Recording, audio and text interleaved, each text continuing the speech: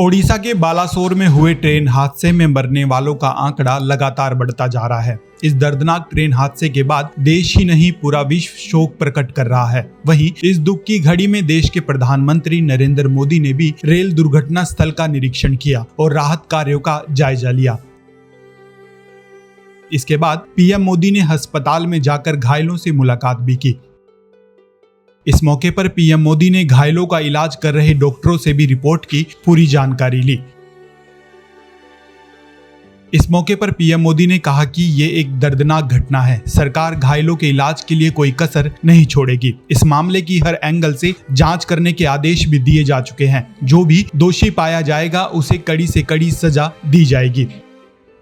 वहीं पीएम मोदी ने भीषण ट्रेन हादसे के बाद रेस्क्यू ऑपरेशन में लगे कर्मियों के काम की भी सराहना की। साथ ही लोगों के साहस और करुणा की भी प्रशंसा की। पीएम मोदी ने एक ट्वीट में दुनिया के नेताओं के शोक संदेशों के लिए उनका आभार भी जताया। उन्होंने लिखा, ओडिशा में ट्रेन हादसे पर दुनिया के नेताओं के शोक संदेशों से बेहद प्रभावित हूं। उनकी संवेदनाएं पीड़ित परिवारों को ताकत देंगी। समर्थन के लिए सभी का मैं आभार जताता हूं। बचाव कर्मियों और अन्य अधिकारियों की प्रशंसा करते हुए उन्होंने लिखा कि मैं रेलवे, एनडीआरएफ, ओडीआरएफ, स्थानीय अधिकारियों, पुलिस, अग्निशमन सेवा, स्वयंसेवकों और अन्य लोगों की टीमों से जुड़े प्रत्येक व्यक्ति की सराहना करता हूं, जो जमीन पर अथक परिश्रम कर रहे हैं। उनके समर्पण पर पूरे देश को गर्व है। प्रधानमंत्री ने कहा कि विपरीत परिस्थितियों में देश के लोगों द्वारा दिखाया जा रहा साहस और करुणा वास्तव में प्रेरणादायक है।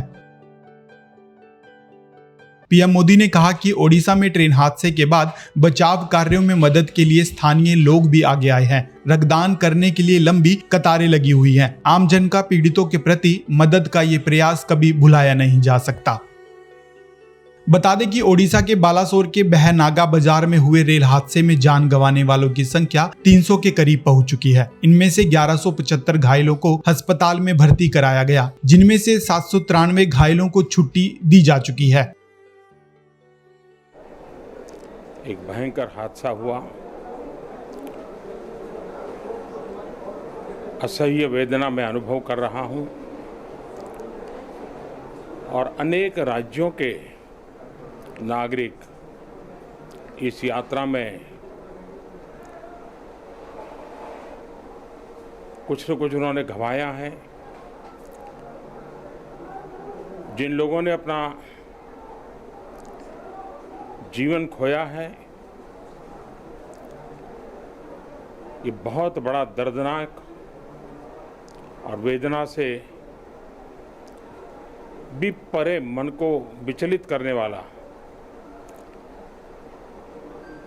जिन परिवारजनों को इंजरी हुई है, उनके लिए भी सरकार उनके उत्तम स्वास्थ्य के लिए कोई कोर कसर नहीं छोड़ेगी। जो परिजन हमने खोए हैं वो तो वापस नहीं ले पाएंगे, लेकिन सरकार उनके दुख में, उन परिजनों के दुख में उनके साथ है। सरकार के लिए ये घटना अत्यंत गंभीर है। हर प्रकार की जांच के निर्देश दिए गए हैं और जो भी दोषी पाया जाएगा उसको सख्त से सख्त सजा हो, उसे बख्शा नहीं जाएगा।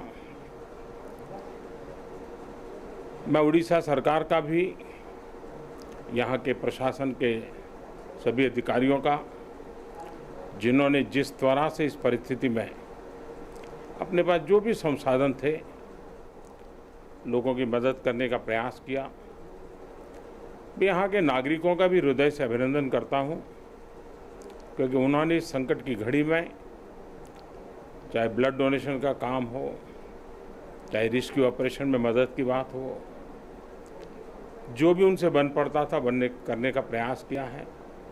खास करके इस क्षेत्र के युवकों ने रात भर मेहनत की है। मैं इस क्षेत्र के नागरिकों का भी आदरपूर्वक नमन करता हूं कि उनके सहयोग के कारण ऑपरेशन को तेज गति से आगे बढ़ा पाए। रेलवे ने अपनी पूरी शक्ति, पूरी व्यवस्थाएं रेस्क्यू ऑपरेशन में, आगे रिलीफ के लिए और जल्द से जल्द ट्रैक रिस्टोर हो, यातायात का काम तेज गति से फिर से आए, इन तीनों दृष्टि से सुविचारित रूप से प्रयास आगे बढ़ाया है। लेकिन एक दुख की घड़ी में मैं आज स्थान पर जाकर के सारी चीज़ों को देख करके आया हूँ। अस्पताल में भी जो घायल नागरिक थे उनसे मैंने बात की है। मेरे पास शब्द नहीं है इस वेदना को प्रकट करने के लिए, लेकिन परमात्मा हम सबको शक्ति दे कि हम जल्द से जल्द इस दुख की घड़ी से निकले। मुझे पूरा विश्वास है कि हम इन घटनाओं से भी बहुत कुछ सीखेंगे और अपनी व्यवस्थाओं को भी और जितना नागरिकों की रक्षा को प्राथमिकता देते हुए आगे बढ़ाएंगे। दुख की घड़ी है, हम सब प्रार्थना करें इन परिजनों के लिए। देश और दुनिया की तमाम बड़ी खबरों से जुड़े रहने के लिए लाइक करें, सब्सक्राइब करें यूट्यूब पर सच को हिंदी चैनल और बेल आइकन दबाकर पाएं लेटेस्ट अपडेट सबसे पहले।